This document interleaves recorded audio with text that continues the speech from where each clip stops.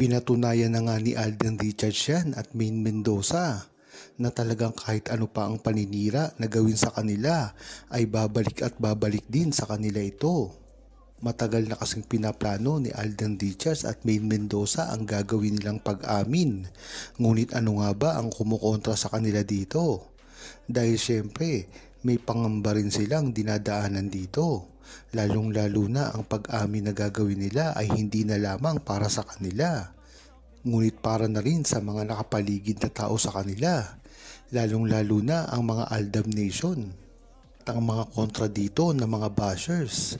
Biruin mo nga naman, pag umamin si Alden Richards at Maine Mendoza ay marami pa ring masasabi ang mga bashers sa kanila na bakit ngayon lang kayo umamin kung napakatagal na ng relasyon nyo.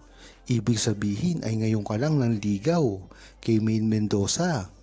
Yan nga ang maririnig mo sa mga bashers na hindi talaga natutuwa kahit ano pang gawing tama ni Maine Mendoza at Alden Richards. Yan talaga ang kahit anong gawin nila ay mali. Bagamat napakaganda ng gagawin ni Alden Richards at Maine Mendoza na ito, ay pinangangambahan din ito na baka makasira pa sa karir nila. Hindi ba't parang huli na kung aamin pa sila? Kaya nga napakaganda ng plano ni Alden Richards sa daanin ito sa pelikula nang sa gayon ay makagawa sila ng istorya at sabihin talaga nila ang totoo sa kanilang relasyon pagkatapos ng movie, dahil nga naman nagka-developan sila sa gagawing proseso nila sa paggawa ng movie, at dyan mo makikita na talagang totoong-totoo ang gagawin nilang pelikula at totoong buhay din ang relasyon nila at hindi ito pagdududahan ng mga tao, lalong-lalo na mga bashers na mako-corner nila kung ito ay gagawin nila. Parang katulad lang rin ito ng mga pinagtatawanan ng mga bashers ni Maine Mendoza at Alden Richards patungkol sa clone ni Maine Mendoza. Kung matatandaan nyo, ay pinagtatawanan ito na meron dang clone si Maine Mendoza. Ngunit pagdating sa tunay na pangyayari ay totoong nakita ito mismo sa Itbulaga at marami din naging saksi dito. Isa na nga dito, yung bawal ang judgmental doon pa dati sa GMA. Meron daw nakakita mismo na true-blooded Aldab Nation na ang pinalabas daw ay ang clone ni Maine Mendoza. Bagamat hindi naman talaga ito clone, ito naman talaga ay kamukhang-kamukha ni Maine Mendoza. Masasabi natin na ito ay isang double. Kaya ito ay isa sa mga hindi maipaliwanag ng mga bashers ni Maine Mendoza at Alden Richards.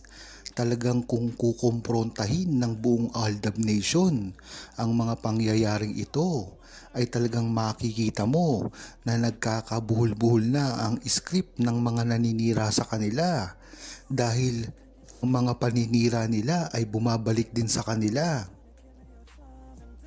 Ngayon ngang pinatunayan na ni Maine Mendoza at Alden Richards ay nabuko naman sila, dahil ito ay isa lamang paninira sa kanilang dalawa. Napakaganda na kasi ng tunay na relasyon ni Maine Mendoza at Alden Richards. Bakit pa ngayon lumalabas ang mga ganitong balita? Kung tutuusin ay wala namang kinalaman dito si Maine Mendoza, dahil wala naman itong proyektong ginagawa. Tila nasa Itbulaga lamang siya sa buong buhay niya ngayon. At si Alden Richards lamang ang tila napakaraming proyekto ngayon na ginagawa. Ngunit ang tanong, bakit tuloy-tuloy pa rin ang paninira kay Maine Mendoza at Alden Richards? Gayong hindi naman sila nagpapasikat ngayon sa publiko. Ang sagot dito at hindi na maitatanggi ay ang talagang tunay na tuloy-tuloy na paninira kay Maine Mendoza at Alden Richards. Dati pa lamang ay ginagawa na ito ng mga bashers nila. Ngayon pa kaya na nasa tuktok si Alden Richards at Maine Mendoza pagdating sa mga respeto? Wala na kasi ngayong artista ang nagtatamasa ng ganitong estado. Katulad kay Maine Mendoza at Alden Richards, isang respetadong mga artista na ngayon dahil nga naman ito sa mga achievements na ginawa nila dati. Kaya ngayon, pinupukol sila at hindi naman nagtatagumpay. Mas maganda nga na ginagawa ni Alden Richards at Maine Mendoza ang talagang tama dahil sila na rin ang mababalikan dito ng mga bashers nila pagka sila ay nagkamali ng ikinilos. Kung tama nga ang ikinikilos nila ay binabatikos pa rin sila at talagang pilit sinisira. Ngayon pa kaya na kung magkamali sila ng kilos ay talagang puputaktihin sila ng mga pambabash at paninira. Magkakaroon na naman ng bala ang mga bashers nila na ipupunto nila, lalong-lalo na kay Alden Richards. Dapat siya ay mag-ingat sa mga ginagawa ng bashers dahil isang pagkakamali lang niya ay talagang puputaktihin siya ng mga pambabash, lalong-lalo na ang mga kabi-kabilang fandom na talagang tinutuligsa siya dati pa man lang. Dapat mag-ingat si Alden Richards sa mga babae na panay ang lapit sa kanya dahil maaari itong pagsimulan ng malaking gulo, lalong-lalo na makita si Alden Richards ng ibang babae at kumagat ito sa isang trap. Yan naman kasi talaga ang ginagawa ng mga babae na umaaligid ngayon kay Alden Richards. Bagamat nasanay na rin si Alden Richards sa mga ganitong kalakaran at talagang pinauubaya niya na sa tao kung ano ang magiging reaksyon nito. Dapat pa rin siyang mag-ingat dahil ang mga babaeng ito ay wala nang sinasanto at talagang gusto siyang akitin. Yan naman talaga ang balak nitong mga taong ito.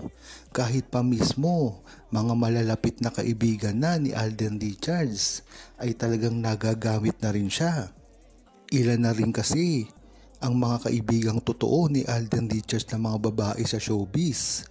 Isa na dito sila Barbie, si Bea at ang mga nakasama niya noong sa Teen Star pa siya. Yan ang mga subok na mga totoong kaibigan ni Alden Richards na walang pagnanasa sa kanya. Ngunit iba na ngayon ang panahon. Lahat ng mga bagong kaibigan ni Alden Richards ay talagang makikita mo ang panggagamit lamang sa kanya. Huwag kalimutang mag-subscribe, comment at i-like ang video na ito. Thanks for watching!